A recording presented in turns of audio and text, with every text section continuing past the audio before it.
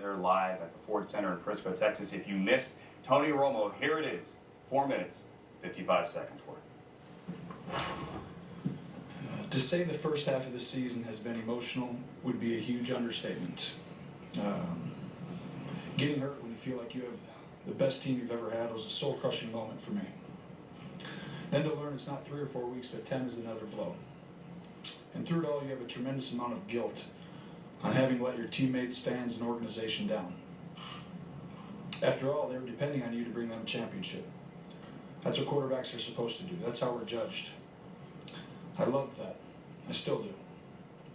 But then here you are, sidelined, without any real ability to help your teammates win on the field. That's when you're forced to come face to face with what's happening. Seasons are fleeting. Games become more precious.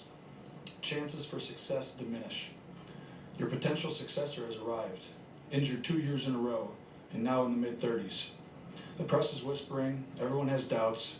You've spent your career working to get here. Now we have to start all over. You almost feel like an outsider.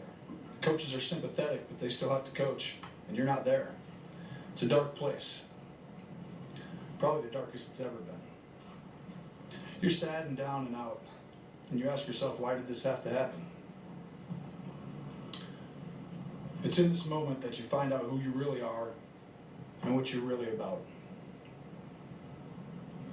You see, football is a meritocracy.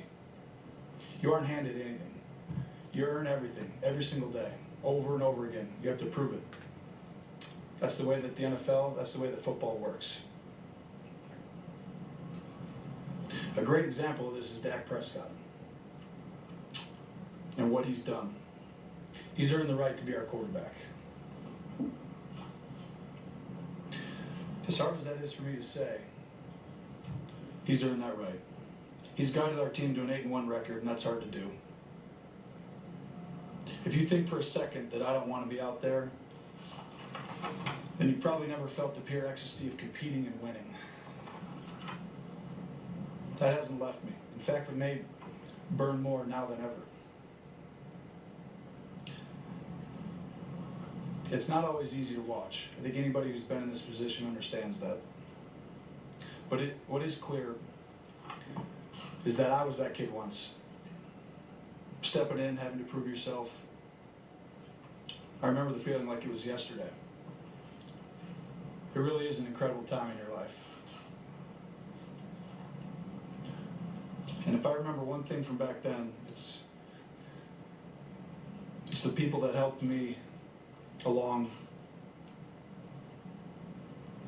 when I was young. And if I can be that to Dak, I've tried to be, and I will be going forward. I think you all know something magical is happening to our team.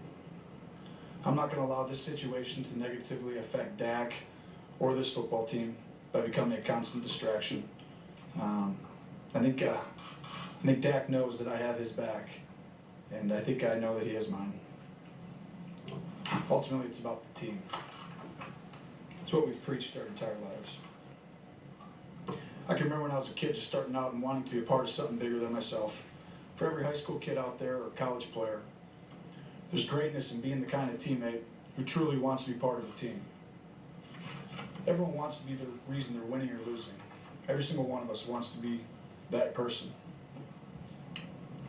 But there are special moments that come from a shared commitment to play a role while doing it together.